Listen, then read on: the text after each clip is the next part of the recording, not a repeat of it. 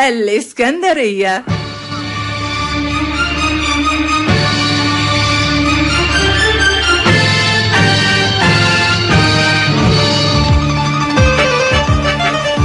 في حب الإسكندرية الجميلة وإلى كل ما هو جميل وأصيل. اسكندرية تاني، اسكندرية تاني، من العشق ياني، والرمل الزعفراني، عالشط الكهرباني. اسكندرية تاني مع أماني أبو السعود.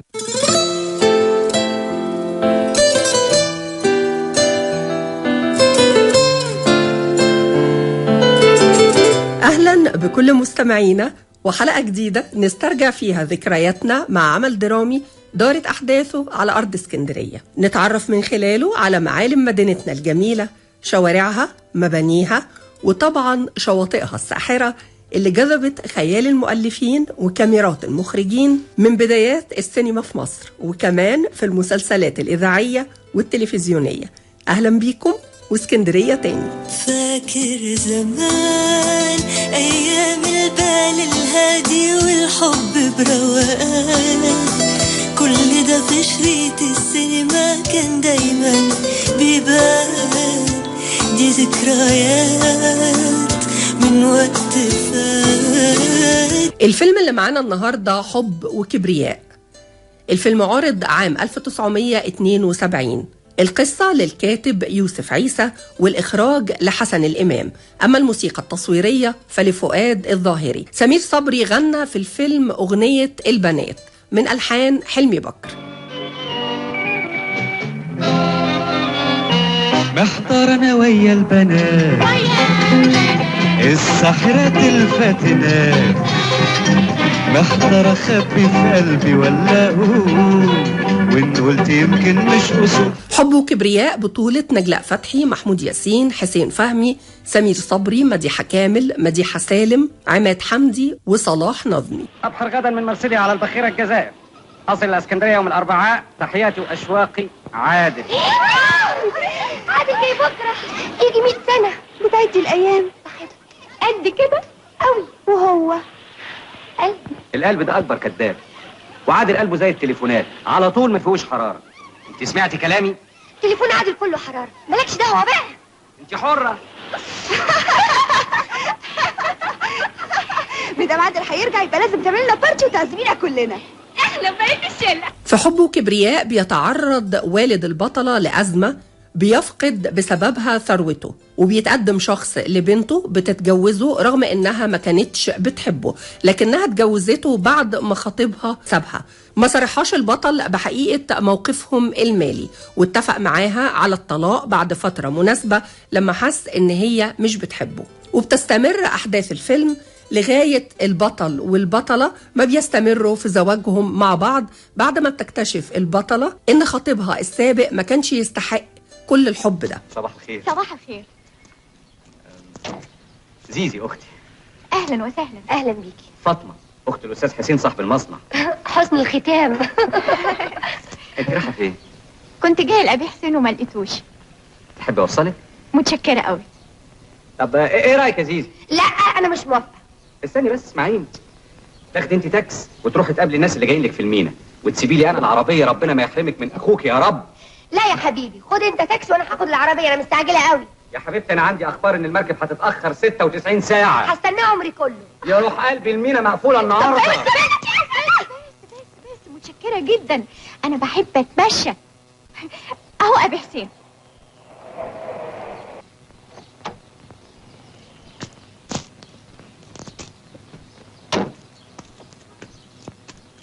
اخويا حسين. اهلا وسهلا. اهلا بيك. زيزي احمد اخوها. اهلا. ما تيجوا تشربوا شاي وتتفرجوا على المصنع؟ معلش ميرسي قوي. ضروري. ايه رايك يا زيزي؟ احمد احنا ورانا ميعاد. معلش ها بيخلينا نشوفك يا فاطمه، احنا جيران، كل يوم بروح البلاج الساعه 12، لازم اشوفك. اوكي؟ وانا كمان كل يوم على البلاج من 10:30. طب يلا بقى عشان نتاخر.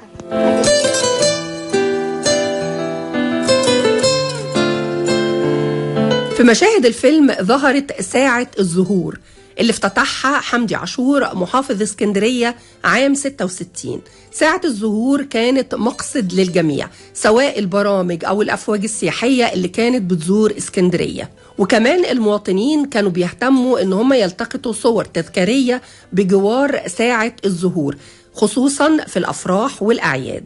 الجالية اليونانية اختارت وضع تمثال الإسكندر الأكبر بجوار ساعة الزهور لأنها وجهة سياحية وتاريخية من ناحية، ولأنها بتجاور حدائق الشلالات اللي فيها آثار وأشجار نادرة.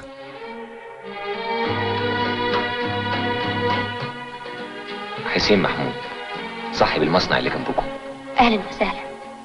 هو الأستاذ عبد الرحمن موجود؟ خرجوا احمد اخويا.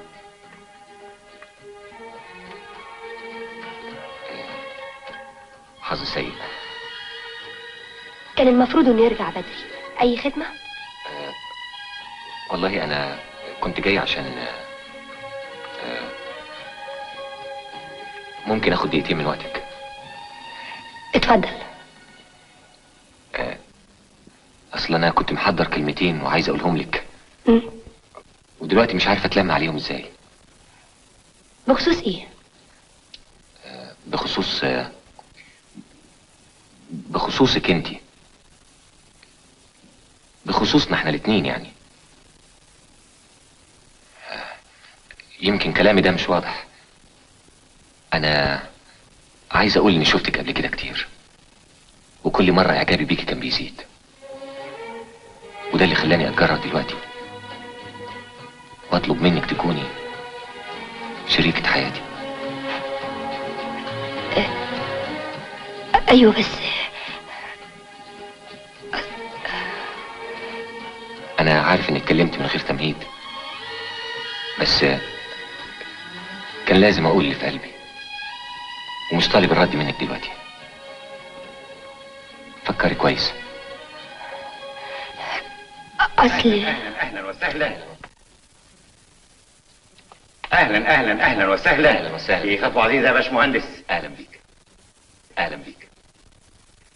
أنا كنت هفوت عليك في المصنع. أنا تحت أمرك. اتفضل اتفضل.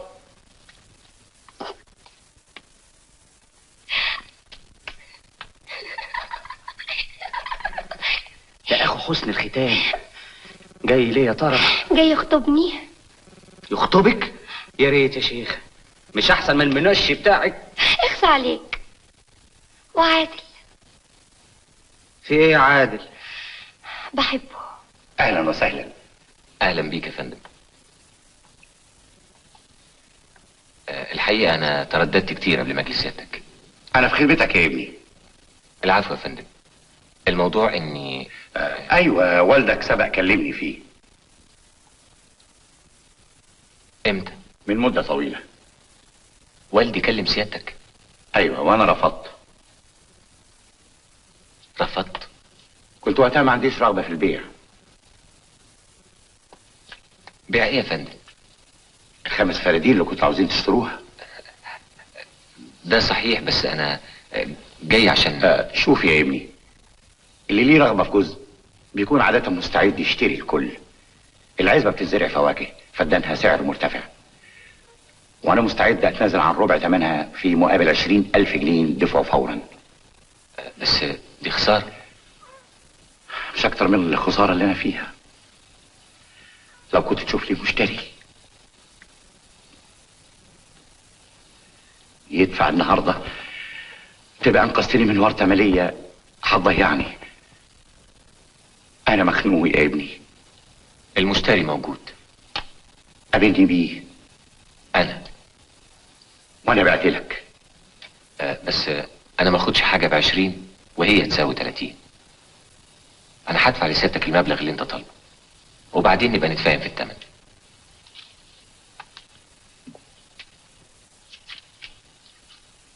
أقول لك إيه، أنا سمعت عنك كتير، عن كفاحك وجهادك وأمانتك، لكن اللي سمعته أقل من الحقيقة. أنا مدلك بسمعتي. العفو، أنا زي ابنك. وأنا هعمل ابن.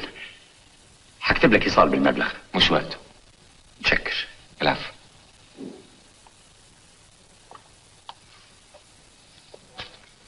كانش ممكن في موقف زي ده اكلمه في موضوع خطوبة بنته؟ عندك حق يا ابني. يا سلام يا دنيا، بقى الهيلمان ده كله ينهد في لحظة؟ السوق ملوش امان. ربنا يكفينا شره يا ابني. ده الاستاذ يسري ابو المجد عازمنا على فرح بنته.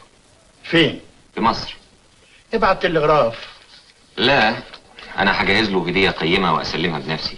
انت عارف ان روح المصنع في ايده. عندك حق. ظهرت في الفيلم محطة قطار سيدي جابر، المحطة الرئيسية الثانية في اسكندرية لسكك حديد مصر، وبتوجد في حي سيدي جابر وسط اسكندرية. تم إنشاء محطة سيدي جابر مع أول خط سكة حديد في مصر وأفريقيا، وكانت سيدي جابر في الوقت ده خارج حدود مدينة اسكندرية، لكن التوسعات المتلاحقة بالمدينة وبعد إنشاء خط ترام الرمل خلت منطقة سيدي جابر مركز مدينة اسكندرية. ايه ده؟ جواب من عادل. اخيرا.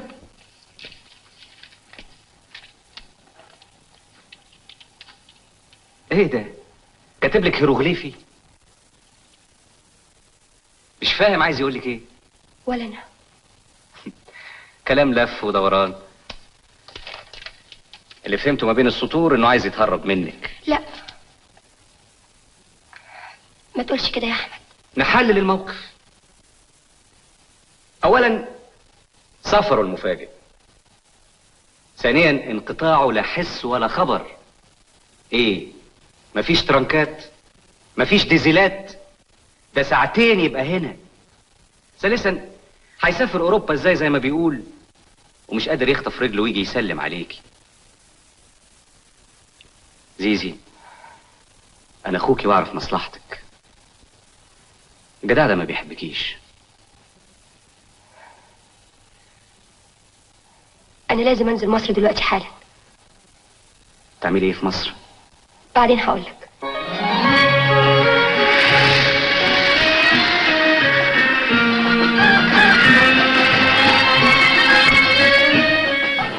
انا عايز افهم، انت رفضتني ليه؟ فيا ايه مش عاجبك؟ جاهل، فاشل، عاطل؟ انا بحب فاطمه ومش هتجوز غيرها. هكافح زي ما انت كافحت وهوصل زي ما انت وصلت، لانك طول عمري مثلي الاعلى. برافو. او كده تعجبني. يعني موافق؟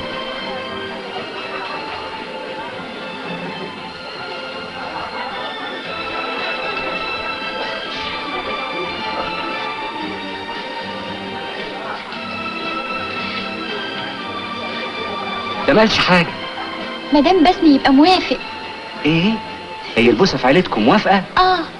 اه طب انا بقى نفسي اوافق. والله هاخدك على بوزة. خدي يا حبيبتي خدي. لسه واخدة على خاطرك مني. الموضوع ده انتهى من زمان. لو تعرفي قد ايه انا لومت نفسي. انا مش عايزه اعرف حاجه. عندك حق، جوازي كان غلطة بدفع ثمنها دلوقتي. من يوم ما افترقنا ما عرفتش طعم السعادة. وانتي سعيدة في جوازك؟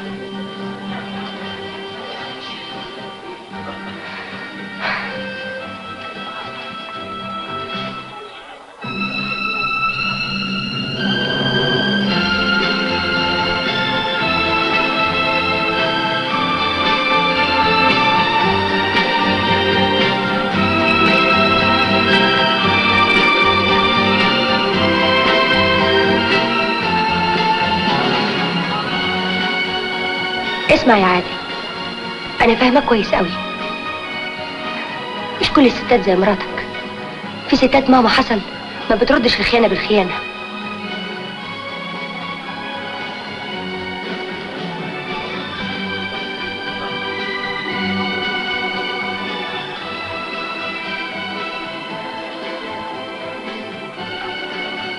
عايزاكي في كلمتين. اتفضلي.